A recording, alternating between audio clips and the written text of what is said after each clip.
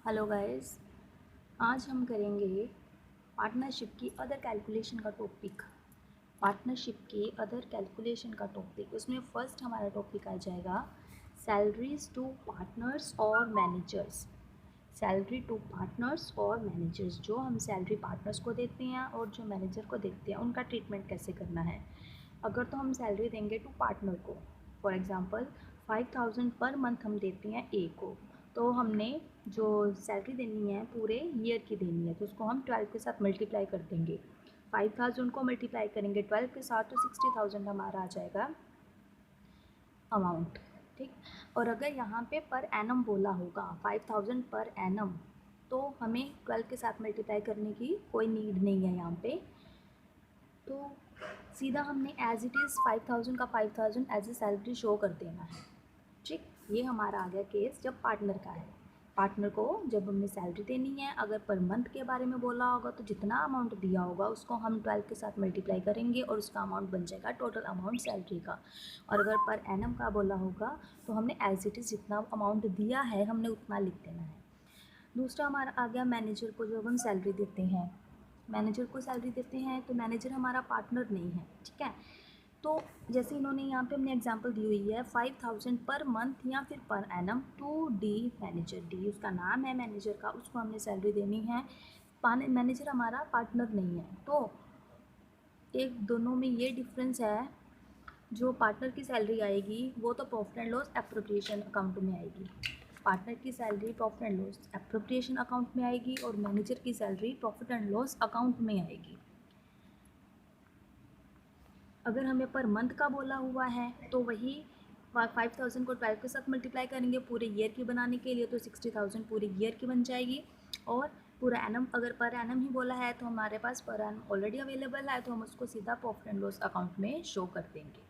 ये थी हमारी पार्टनर की सैलरी, ये थी हमारी मैनेजर की सैलरी। नेक्स्ट हमारा पॉइंट आ जाएगा कमीशन का।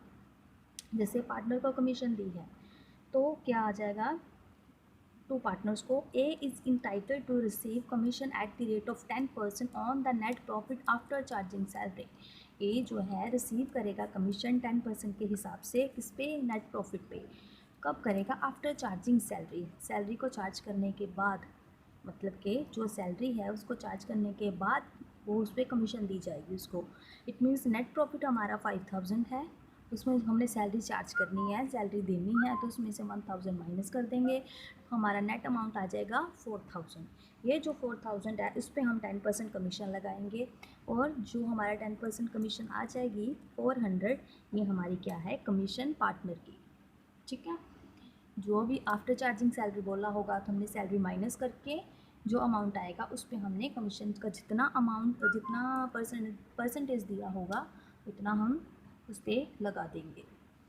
नेक्स्ट है A is entitle at the rate of, A is entitle के बाद वही आना है, A is entitle to receive commission at the rate of 10% on distributable profit. अब यहाँ पे बोला है डिस्ट्रीब्यूटेबल प्रॉफिट पे, पहले कहाँ पे बोला था, नेट प्रॉफिट पे। डिस्ट्रीब्यूटेबल प्रॉफिट का होता है जितना हमारे पास प्रॉफिट है उसमें जितने हमारे एक्सपेंस हुए हैं वो सारे माइनस करने के बाद जितना हमारे पास प्रॉफिट बचता है उस पर हमने क्या करना है, निकालना ही, कमीशन निकालनी है।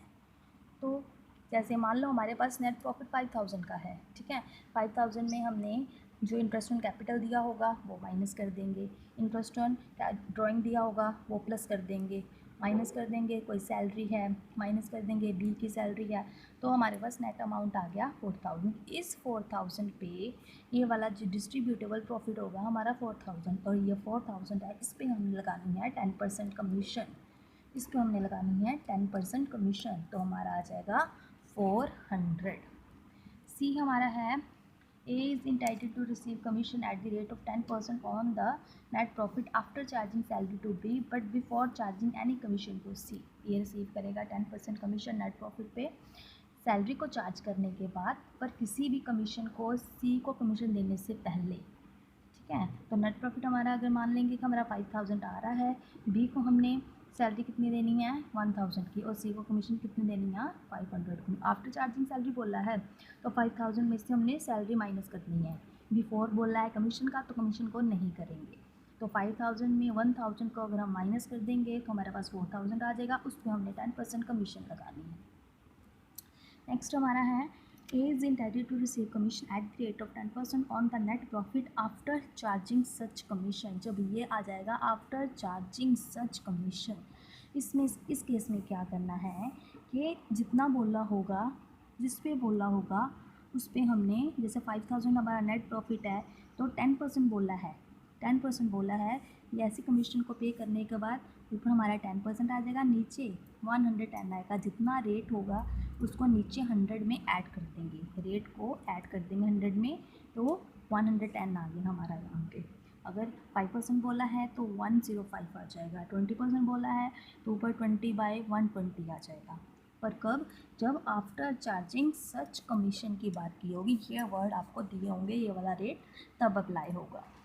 नेक्स्ट है ए इज़ डैश डैश क्या क्या है, A is entitled to receive commission at the rate of 10% on net profit before charging such commission. After charging such commission बोला है तो हमने नीचे जितना ऊपर वाला रेट है वो ऐड करना है। अगर बिफोर चार्जिंग सच कमीशन बोला है तो हमने सिंपल नॉर्मल कमीशन देनी है, नीचे फिर रेट ऐड नहीं करना है। इस केस में हमने बिफोर के केस में रेट ऐड नहीं करना है, आफ्टर के केस में हमने रेट जो है नीचे जाके ऐड करना है। 5000 पे 10% नॉर्मल लगा देंगे तो हमारा आ जाएगा 500। स्टूडेंट गाइस, अगर आपको मेरा ये टॉपिक, मेरा ये चैनल पसंद आ रहा हो तो आप इनको सब्सक्राइब करो, शेयर करो और लाइक करो।